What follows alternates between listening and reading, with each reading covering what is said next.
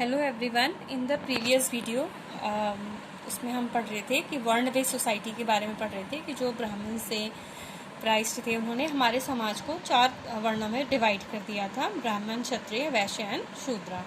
तो जो शूद्र थे इसमें, और उन लोगों को कभी भी वेदास ना तो उनको रिचुअल्स में परफॉर्म करने दिया जाता था, पार्टिसिपेट करने दिया जाता था, और ना तो उनको वेदों की स्टडी करने दी जाती थी। जो उस तरीके से सोसाइटी डिवाइड थी, तो बहुत सारे लोग थे, many people did not accept this system of वर्णा।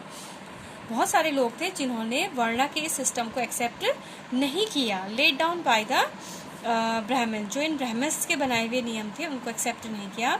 सम king thought that they were superior to the priest. कुछ राजा का ये मानना था कि वो लोग क्या हैं, जो पुजारी प्राइस्ट होते हैं, ब्राह्मण्स होते हैं, उनसे उनके कंपैरिजन में कहीं ज़्यादा सुपीरियर हैं, पावरफुल हैं। And other felt that birth could not be basis of for deciding which varna people belong to। और उन्होंने ये भी बोला, कुछ लोगों ने ये भी बोला कि जो बर्थ है वो इस बात को डिसाइड नहीं करेगा कि एक जो पर्सन है वो किस वर्ण को बिलोंग करता है। Besides, some people felt that there should be no differences among us people based on occupation। और कुछ लोगों को ये भी लगने लगा कि जो लोग हैं उनको ऑक्यूपेशन के बेसिस पे उनको डिवाइड नहीं किया जाना चाहिए, उनके बीच डिफरेंस नहीं क्रिएट किया जाना चाहिए। Other felt that everybody should be able to perform ritual. और दूसरों को भी लगने लगा कि हर एक पर्सन को क्या करना चाहिए, रिचुअल्स परफॉर्म करना चाहिए, अनुष्ठान करने चाहिए। एंड अदर जो दूसरे थे उन्होंने इसको कंडेम किया, उसका विरोध किया, that the practice of untouchability. और कुछ लोग ऐसे थे जिन्होंने जो अनटचेबिलिटी का मतलब होता है छुआछूत की जो भावना होती है, उसका विरोध किया। Also there were many areas in the subcontinent. और हमारे सब कॉन्टिनेंट में ऐसी बहुत सी एरियाज हैं, सच एज जैसे नॉर्थ ईस्ट है, where social and economic differences were not very sharp, जहाँ पे सोशल और हमारे इकोनॉमिक डिफरेंस बहुत ज़्यादा नहीं थे।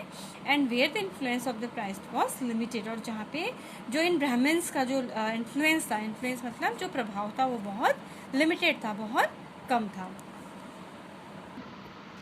नाउ जनापदास। अब हम इसमें जनापदास के बारे में पढ़ेंगे। पहले भी मैं आपको उनको समझा चुकी हूँ।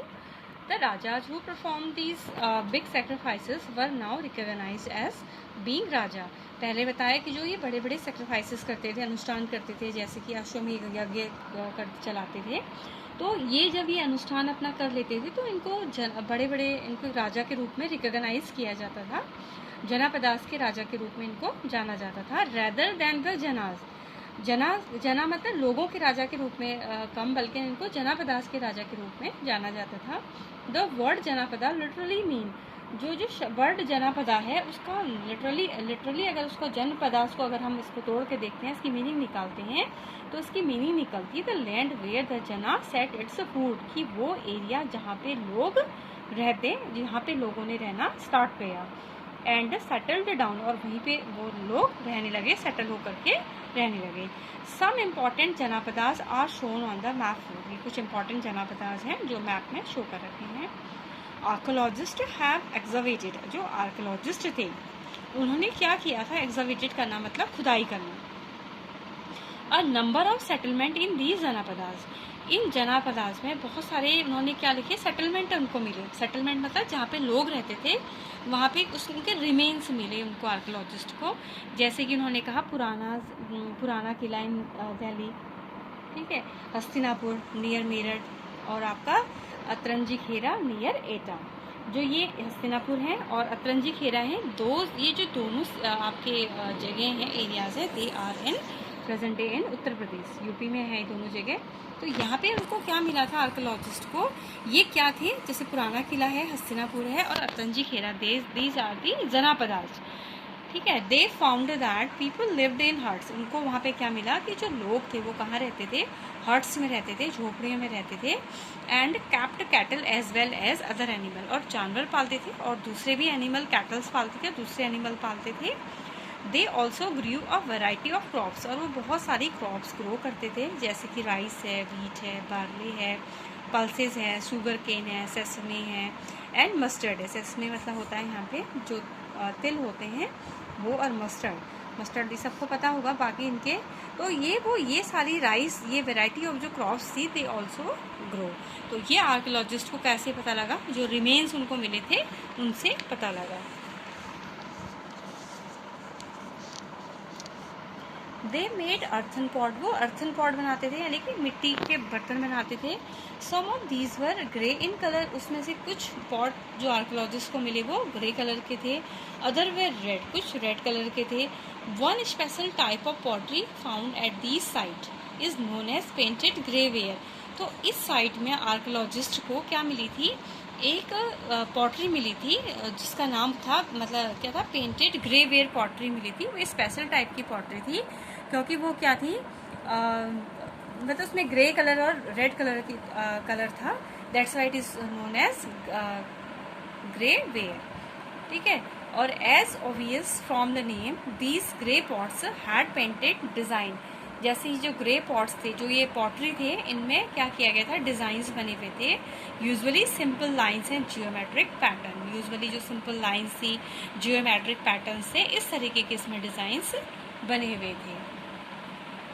अब है महाजनपदास। महाजनपदास के बारे में क्या है देखिए, about 2500 year ago some Janapadas became more important. कुछ जो जनपदास थे वो ज़्यादा इम्पॉर्टेंट हो गए देन अदर्स, दूसरे के कंपैरिजन जनपदास से कुछ जनपदास क्या हो गए, ज़्यादा इम्पॉर्टेंट हो गए। And were known as Mahajanapadas, और उनको महाजनपदास कहा जाने लगा। जब कुछ जनपदास थे वो ज़्यादा इम्पॉर्टेंट हो गए थे, बड़े हो गए थे, तो they were known as mahajanapadas. Some of these were shown on the map. Most janapadas had a capital city. जो लगभग हर एक जनपदास की अपनी अपनी क्या थी, कैपिटल सिटी थी। Many of these were fortified, उनको फोर्टिफाइड किया जाता था। फोर्टिफाइड करना मतलब उनके चारों ओर से उनको चार दीवारी करना, उनको कवर करना, तो उनको फोर्टिफाइड किया जाता था।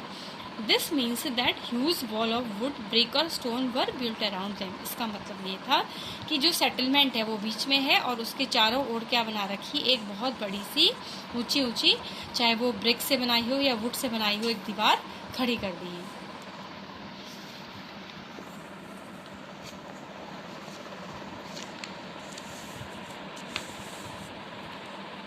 फिर है forts were probably built because, और ये जो फोर्ट्स थे जो उनको फोर्टिफाइड किया जाता था महाजनपदास को, उसके पीछे भी रीज़न थे।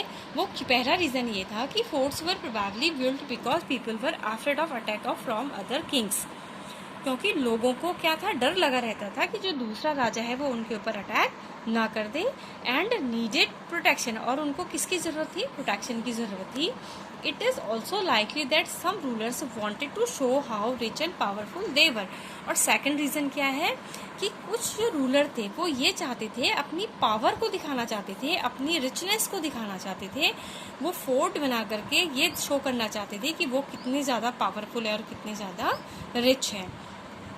और टॉल एंड ये they were building really large tall and impressive walls. इतनी बड़ी बड़ी लार्ज टॉल, लंबी और इम्प्रेसिव मतलब आकर्षक वी कैन से वॉल्स बना करके वो ये बताना चाहते थे कि वो कितने ज़्यादा रिच और पावरफुल हैं around their cities.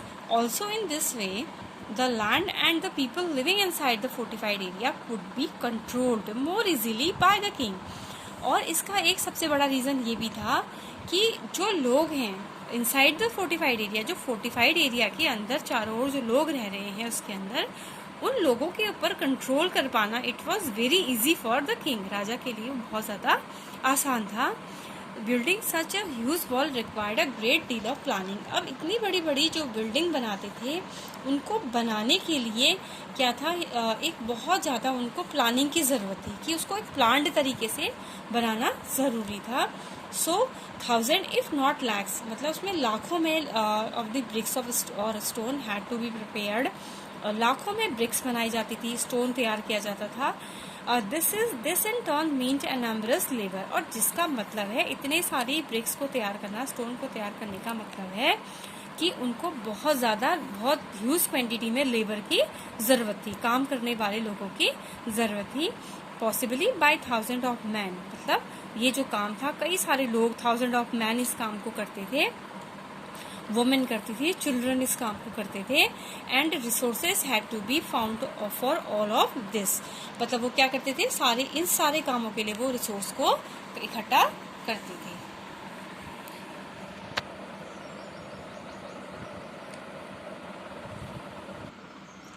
Now the new Raja now begin maintaining army. अब जो नए राजा थे वो क्या करने लगे थे, अपनी आर्मी को मेंटेन करने लगे थे। हमने इससे प्रीवियस उसमें पढ़ाया था कि वो टाइम था जब पहले वाले चैप्टर में हमने पढ़ा था कि आर्मी नहीं थी, एक पर्टिकुलर आर्मी नहीं थी। लोग अगर उनको कभी भी रिक्वायरमेंट होती थी लोग इकट्ठा होते थे और डिसाइड करते थे क्या चीज़ें करनी है। लेकिन धीरे धीरे ये टाइम आ गया था कि राजा जो था अपनी आर्मी को मेंटेन करने लगा था। सोल्जर्स पर पेड रेगुलर सैलरी, जो सोल्जर रखे जाते थे उनको रेगुलर सैलरी दी जाने लगी। And maintain by the king through out the year, और वो राजा उनको थ्रू आउट द ईयर उनको पूरे साल भर उनको मेंटेन करके रखता है। मतलब राजा जो था अपनी आर्मी को मेंटेन करने का काम करने लगा था।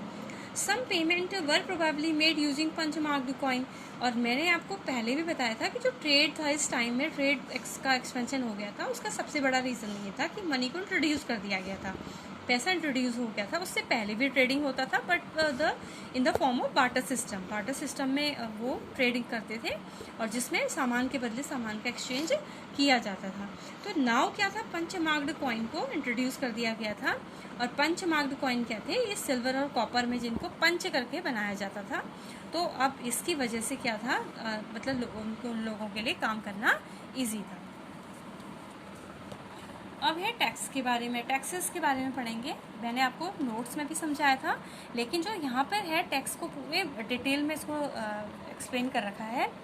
तो टैक्स क्या था, as a ruler of the Mahajanapada were building huge fort. क्योंकि जो रूलर थे उनको टैक्स की ज़रूरत क्या थी, उनको पैसों की ज़रूरत क्यों पड़ी रूलर्स को, क्योंकि जो महाजनपदास के रूलर थे दे बिल्डिंग ह्यूज फोर्ट, वो क्या बना रहे थे, बड़े बड़े फोर्ट बना रहे थे। मेंटेनिंग बिग आर्मीज, और अपनी बड़ी बड़ी आर्मी को मेंटेन करने का काम कर रहे थे। सो दे नीडेड मोर रिसोर्सेज, इसलिए उनको मतलब जो मैन पावर है, मैन पावर के अलावा उनको और भी ज़्यादा रिसोर्सेज की ज़रूरत थी। And they needed official to collect these so, और उन्होंने क्या किया, अब जो दूसरा रिसोर्स है उसको कलेक्ट करने के लिए उन्होंने अपने कुछ ऑफिसर को अपॉइंट किया। So instead the of depending on the occasional gift, मतलब पहले जो लोग थे वो टाइम टू टाइम ओकेजन, किसी भी खास ओकेजन में राजा के लिए गिफ्ट लेके आते थे। तो उन्होंने ये बोला कि अब हम इस ओकेजनल गिफ्ट पे डिपेंड नहीं रहेंगे। Brought by the people as in the case of raja of janapada, they started collecting regular taxes. उन्होंने क्या किया, जो जनपदास और महाजनपदास के राजा थे उन लोगों ने क्या किया, एक रेगुलर टैक्स कलेक्ट करना स्टार्ट कर दिया। ठीक है, जो जनपदास के राजा थे वो क्या करते थे, उन लोगों के लिए जो लोग थे वो एक ओकेजन, किसी भी स्पेशल ओकेजन पे राजा के लिए गिफ्ट लेके आते थे। लेकिन महाजनपदास के राजा ने क्या किया, इसको मना कर दिया और उन्होंने क्या बोला कि अब जो लोगों को एक रेगुलरली उन लोगों को टैक्स पे करना होगा। वो टैक्स को किस फॉर्म में पे करना होगा, कैसे उनको टैक्स देना था, वो आपके ये कुछ पॉइंट हैं। तो फर्स्ट जो था कि tax on the crops were the most important. सबसे पहले जो इम्पॉर्टेंट था कि जो टैक्स क्रॉप्स पे जो टैक्स लगाया जाता था वो सबसे ज़्यादा इम्पॉर्टेंट था। और इसके पीछे रीज़न क्या था कि this was because most people were farmers, और इसका सबसे बड़ा रीज़न ये था कि ज़्यादातर लोग क्या थे, फार्मर थे। Usually the tax was fixed and at 1/6 of what they produce. और महाजनापदास के राजा ने क्या कर दिया, उन्होंने टैक्स को फिक्स कर दिया। उन्होंने कहा कि जितना भी आप अपने फील्ड में प्रोड्यूस करोगे उसका 1/6 पार्ट आपको हमें देना होगा। ये जो महाजनापदास के राजा थे उनको पे करना होगा। And this was known as bhaga और शेयर, और इसको क्या नाम दे दिया गया, भागा और शेयर नाम दे दिया गया। भागा और शेयर मतलब हिस्सा, मतलब उनका कितना हिस्सा होगा, 1/6 उनका हिस्सा होगा। फिर सेकंड क्या था, there were taxes on the craft person. अब उन्होंने फार्मर पे टैक्स लगाया, साथ साथ उन्होंने क्राफ्ट पर्सन पर भी टैक्स लगाया। और वो टैक्स किस फॉर्म में लगाया, these could have been in the form of labour. उनके ऊपर टैक्स लगा लेबर के फॉर्म में। मतलब फॉर एग्जाम्पल अ वीवर और a smith may have had to work for a day every month for the king. उन्होंने कहा कि तुम लोग भी हमें टैक्स दोगे, और किस फॉर्म में दोगे, आप लोगों को, क्राफ्ट पर्सन को क्या उन्होंने बोला कि महीने में एक बार उन लोगों को राजा के लिए फॉर अ डे, एक दिन उन लोगों को राजा के लिए काम करना होगा। ठीक है, वीवर और स्मिथ को they may have had to work for a day, एक दिन के लिए, एवरी मंथ उनको किसके लिए काम करना होगा, राजा के लिए काम करना होगा। फिर उन्होंने हडरर पे टैक्स लगाया, और हडरर पे टैक्स लगाने से उन्होंने क्या बोला कि हडरर वर ऑल्सो एक्सपेक्टेड टू पे taxes in the form of animal and animal produce. उन्होंने कहा हडरर जो हैं, क्योंकि वो लोग तो जानवर पालते थे, उन्होंने कहा कि वो लोग भी टैक्स देंगे, और किस फॉर्म में देंगे, या तो वो हमें अपने एनिमल देंगे, या एनिमल जो प्रोड्यूस होता है, एनिमल से जो भी सामान निकलता है, चाहे उसकी स्किन हो, चाहे उसका मिल्क हो, चीज़ हो, जो भी उसका प्रोड्यूस है वो राजा को ला करके देंगे। फिर उन्होंने टैक्स लगाया, there was also tax on the goods, उन सामान में भी टैक्स लगा, that were brought and sold through the trade, जो ट्रेड के जरिए एक जगह से दूसरी जगह ला करके बेचा जाता था, वो जो सामान था उसके ऊपर भी उन्होंने टैक्स लगाया। और last one is and Hunter and gatherer, जो हंटर गैदरर थे, जो हंटिंग का काम करते थे, गैदरिंग का काम करते थे फॉरेस्ट से, उनके ऊपर भी टैक्स लगाया। और उनके ऊपर क्या टैक्स लगाया, also had to provide forest produce to the raja, उनके ऊपर टैक्स लगा कि वो राजा को जितना भी, जो भी सामान वो फॉरेस्ट से ला रहे हैं, जो भी सामान उनको जंगलों में मिलता है, उसको वो राजा को ला करके देंगे। तो ये इम्पॉर्टेंट है, these are the taxes from which the raja of mahajanapada collect taxes. तो ये these points are very important. Now changes in agriculture. अब एग्रीकल्चर में क्या बदलाव आया, ये है कि there were 2 major changes in agriculture, 2 major changes आए एग्रीकल्चर में अराउंड दिस टाइम, उस टाइम पे 2 मेजर चेंजेस आए। One of the growing use of iron ploughshare, ये इंपॉर्टेंट है पैराग्राफ, इनको आप ध्यान से इनको सुनना, पढ़ना इन्हें। पहला जो चेंज आया वो क्या आया, ग्रोइंग यूज ऑफ आयरन प्लोशेयर, प्लोशेयर का मतलब होता है हल, आयरन मतलब आयरन का, लोहे का प्लोशेयर यूज करते थे, जबकि उससे पहले जो पीरियड में लकड़ी का प्लोशेयर यूज किया जाता था, और वो लकड़ी का जो प्लोशेयर यूज करते थे वो जितना इफेक्टिव नहीं था, उससे जो सॉइल थी वो ज़्यादा गहराई तक टर्न नहीं होती थी। उस वक्त ट्रैक्टर तो थे नहीं, प्रेजेंट टाइम में तो आप हमको खेत को अगर उसकी जुताई करनी है तो वे विल यूज़ द ट्रैक्टर, हम ट्रैक्टर का यूज करते हैं, इजीली हो जाता है, लेकिन उस वक्त ये फैसिलिटी नहीं थी, तो लकड़ी के प्लोशेयर यूज करते थे, तो वो उतना इफेक्टिव नहीं था, तो धीरे धीरे आयरन का प्लोशेयर यूज किया जाने लगा। This means that heavy clayey soil could be turned over better than with the wooden ploughshare, और जिसका इफेक्ट क्या पड़ा, इन्फ्लुएंस क्या पड़ा, इम्पैक्ट क्या पड़ा, कि जो ये हैवी प्लोशेयर था आयरन का, क्लेई सॉइल को बहुत ईजीली और बहुत अच्छे तरीके से टर्न कर देता था, उसको खुदाई कर देता था उसकी, in the comparison of wooden ploughshare, wooden ploughshare के कंपैरिजन में बहुत अच्छे तरीके से उसको टर्न कर देता था, so that more grain could be produce, और जिसकी वजह से बहुत ज़्यादा अच्छी क्वांटिटी में ग्रेन्स को प्रोड्यूस किया जा सके।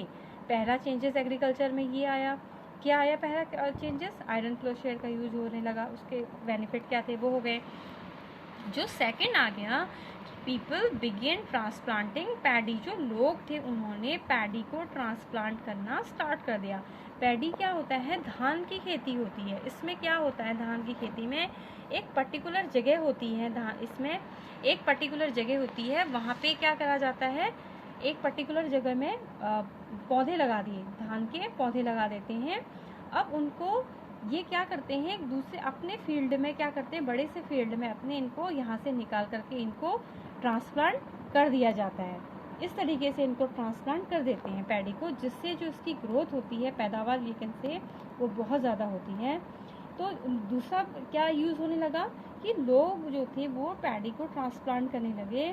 This means that instead of scattering, scattered करना मतलब बिखेरना, अगर आप शीट को स्कैटर्ड, जो गेहूँ होते हैं वीट जब हम प्रोड्यूस करते हैं तो उसके शीट्स को स्कैटर्ड करते हैं, फील्ड में बिखराते हैं उनको, तो स्कैटरिंग का शीट्स करने के बजाय तो on the ground from which the plant would sprout, ये कह रहे कि मतलब स्कैटर्ड करने के बजाय उसको क्या करा जाने लगा, ट्रांसप्लांट करा जाने लगा, और from which plant would sprout, जिससे क्या हो, प्लांट ग्रो हो सके।